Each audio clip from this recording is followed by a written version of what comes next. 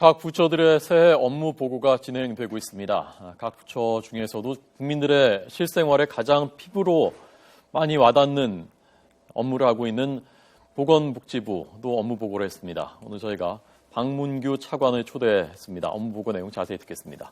안녕하십니까? 네, 안녕하십니까? 네. 오늘 그 대통령께 업무 보고를 하셨고요. 특히 지금 제일 그 눈에 띄는 내용이 지금 아동학대 사건이 계속 발생하고 있기 때문에 네. 이 부분에 대한 그 보고를 하신 걸로 들었는데 어떤 내용들이 담겨 있습니까? 네, 최근 그 연이은 아동학대 피해 사고가 발생하게 돼서 국민들께 송구스럽다는 말씀을 먼저 드리겠고요.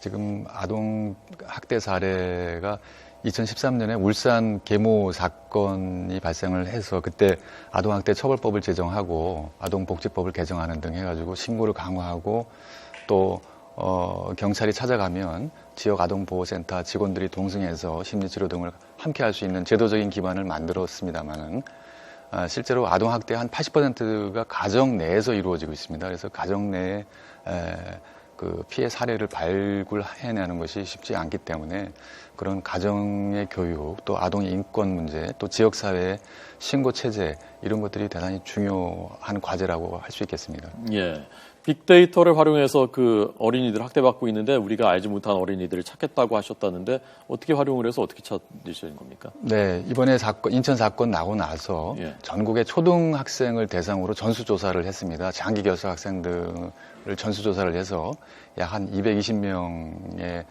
대상으로 해서 경찰과 함께 지금 수사 확인을 하고 있고요. 네. 근데 다만 이것은 초등학교 재학생을 이제 대상으로 한 조사입니다. 근데 이제 집에 있는 미취학 아동인 경우에는 사실 확인하기가 쉽지가 않습니다. 그래서 미취학 아동에 대한 그런 사례를 확인을 하려면 어떤 대상을 가서 방문을 해서 조사를 해야 되는가. 그래서 우선 어린이집에 장기 결석한 아동이라든지 또는 그 예방접종을 해야 되는 연령대에 미실시하고 있다든지 그런 여러 가지 데이터들을 좀 모아서 우선 의심이 되는 구운을 좀 발견을 하고 거기에 가서 직접 개별 방문을 해서 조사하는 그런 방식이 좀 합당한 방법이 아닐까 그렇게 생각을 하고 있습니다. 예, 알겠습니다. 지금 그 초등학생 시신을 훼손한 사건 조금 전에 저희가 속보를 전해드렸습니다만은 경찰이 발표한 속보들이 계속 전해지고 있습니다. 잠시 뒤에 저희가 취재기자 연결해서 지금 상황 자세히 전해드리도록 하겠습니다. 자, 우선 그 다음으로 읍면동에 있는 그 주민센터를 복지센터로 해서 찾아가는 복지를 하시겠다라는 내용이 오늘 눈에 띄던데요. 어떻게 네, 어떤 식으로 하시는 겁니까? 예, 우리 나라 1년 살림이 386조가 되는데요. 그 중에 한 31% 되는 126조 원이 이제 복지에 쓰이고 있습니다. 대부분의 복지가 우리 읍면동 주민센터를 통해서 전달이 되고 있습니다.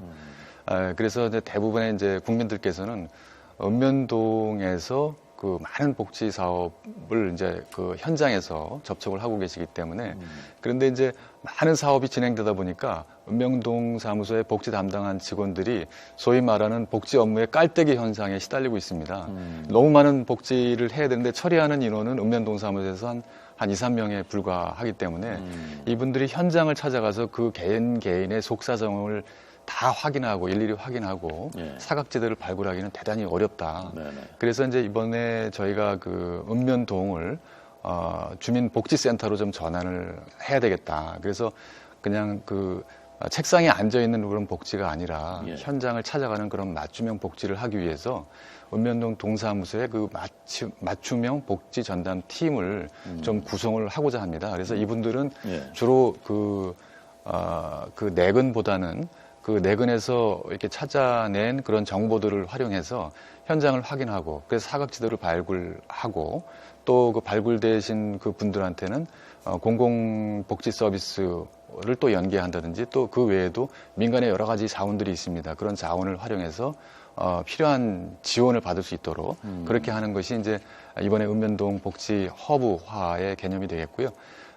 금년에는 한 700개 읍면동을 우선 실시를 하고 18년까지 전국 읍면동 3,500개에 좀 확대해 나갈 그런 계획으로 있습니다. 예. 그러면 사람이 증원되는 겁니까? 모자랐던 인력이요? 그렇습니다. 그래서 복지 인력이 많이 필요한데 예. 약 14년부터 17년까지 4년 동안 약 6천여 명의 복지 인력이 증원이 됩니다. 예. 사실은 뭐 현장에서 더 많은 인력이 필요하지만 연차적인 계획에 따라서 네. 그 새로운 인력들을 충원할 계획입니다. 예. 알겠습니다. 4대 중증 질환을 앓고 있는 분들의 그 치료비 부담이 줄어들게 된다고 하는데요. 이것도 좀 자세히 설명해 주십시오. 네, 국민들의 의료비 부담이 정말 참 부담이 큰데요. 그 중에서 이제 저희 박근혜 그 정부에서 국정 과제로 4대 중증에 대한 의료비 절감을 국정 과제로 채택한 바가 있습니다. 그래서 지난 3년간 약 한 6,100억 정도의 4대 중증과 관련된 의료비 절감 조치를 한 바가 있습니다.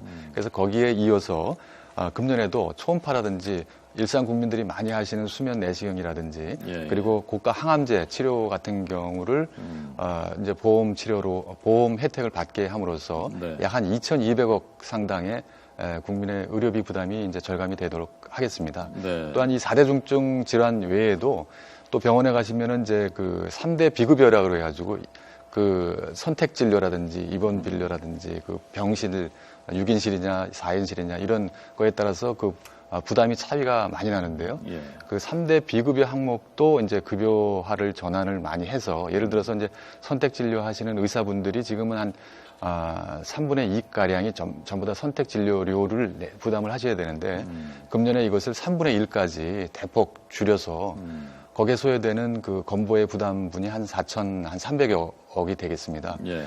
또한 그 국민 의료비 부담 중에서 가장 큰 것 중에 하나가 이제 피보호자들이 이제 병원에 입원을 하시면 이제 돌보미들이 이제 필요한데요.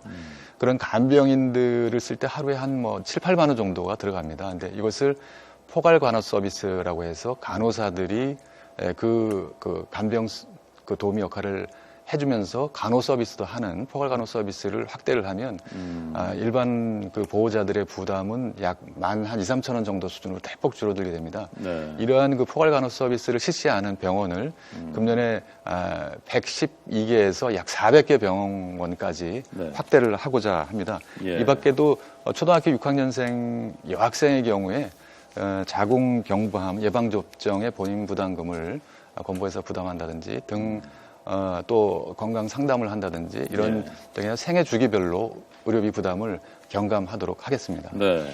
4대 중증 질환이 암하고 심장 질환하고 뇌질환, 뇌질환? 또 식이난치성 질환 이렇게 되겠습니다. 예. 알겠습니다. 노인 이제 점점 고령화되다 보니까 어르신들이 많아지고 또 어르신들 복지는 부족하고 어려움을 겪으시는 분들이 많고 어르신들에 대한 복지가 강화되는 것들이 있다면서요?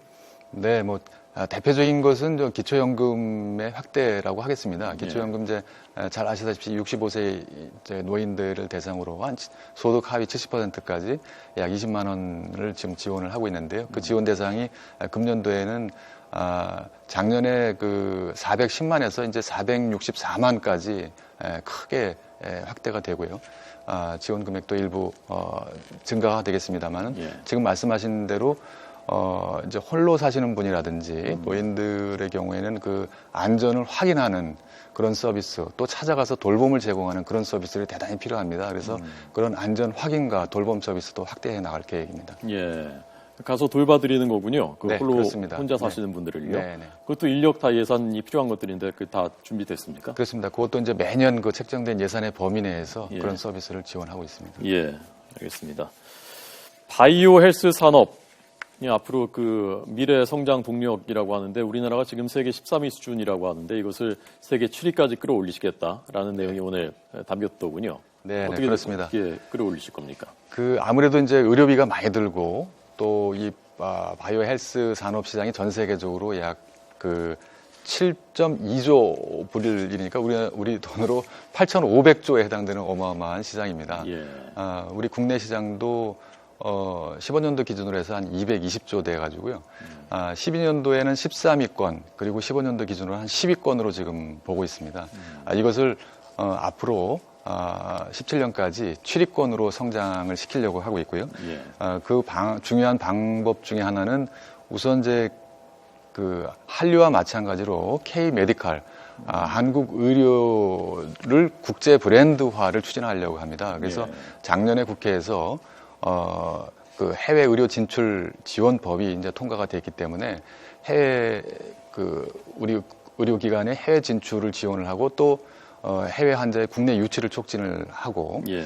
또 우리가 또 IT가 또 발달해 있지 않습니까? 그래서 그 IT를 기반으로 한 의료 서비스를 많이 이제 개발을 하고 발전을 시켜서 그것을 해외에 또 진출하는 데 활용을 하고 그렇게 합니다. 대표적인 게 이제 원격 의료가 되겠습니다.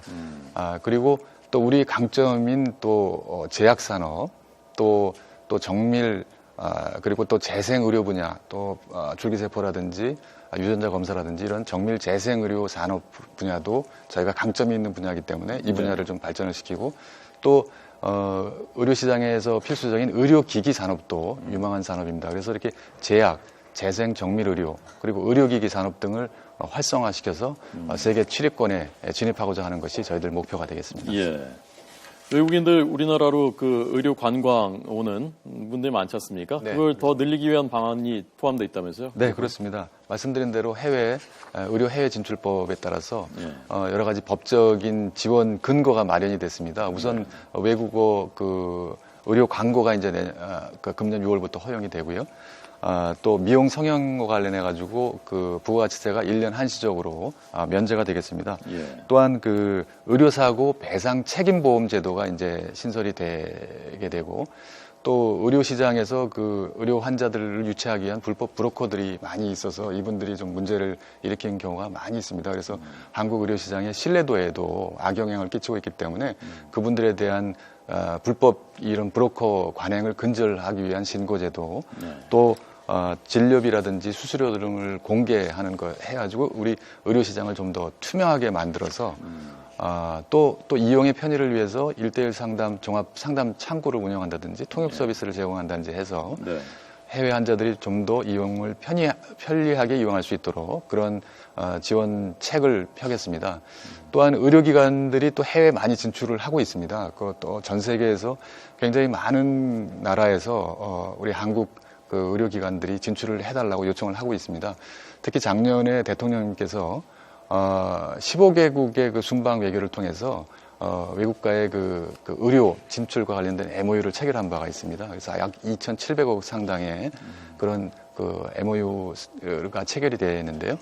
그런 그 지역별로 그 특화된 전략을 통해서 우리 의료기관이 어떤 기관에는 병원뿐만 아니라 제약과 IT 기술도 같이 또 보험도 같이 이렇게 나가서 패키지로 진출을 하고 중동의 경우가 되겠습니다. 또 소련이나 CIS 국가들의 경우에는 그 나라들이 우리 한국 의료 면허를 그대로 인정을 해준다든지 또 그 약품이라든지 이런 처리 절차를 인허가 절차를 간소화하는 그런 MOU를 작년에 한국과 우즈벡 간의 MOU가 체결됐기 때문에 이런 그 모델 협정을 기반으로 해서 다른 국가에 확산을 한다든지 그런 조치를 통해서 맞춤형으로 우리 의료기관들이 전 세계로 진출할 수 있도록 지원을 할 계획입니다. 예, 알겠습니다. 오늘 보건복지부의 올해 새해 업무 계획, 오늘 대통령에게 보고한 내용을 박문규 차관을 초대해서 들었습니다. 잘 실천해 주시길 부탁드리겠습니다. 고맙습니다. 네, 감사합니다.